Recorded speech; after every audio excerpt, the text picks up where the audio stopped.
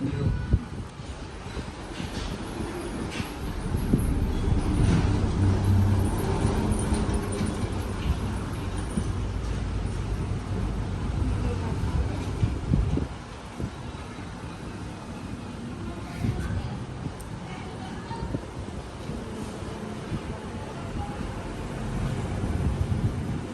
xa lắm còn phải thật đâu ai ăn mua hai cây chứ Hôm nay đang ăn cơm. có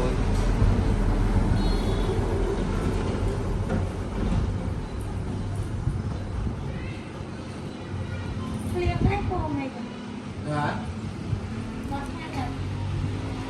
Hồi ôi xem đi. Tôi thăm ăn này kìa. ngọt đấy Lihat rồi. để về tập luyện hai bên mình đâu Lihat ha. vì hai bên mình đâu mình luyện rồi vì mình cho ăn chứ thì nó ăn biết con người ta ăn chứ nè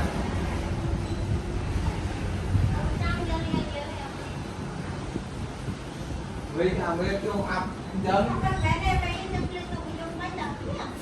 liên ấy mới cho ăn chân liên đây làm sao cho ăn nào tao người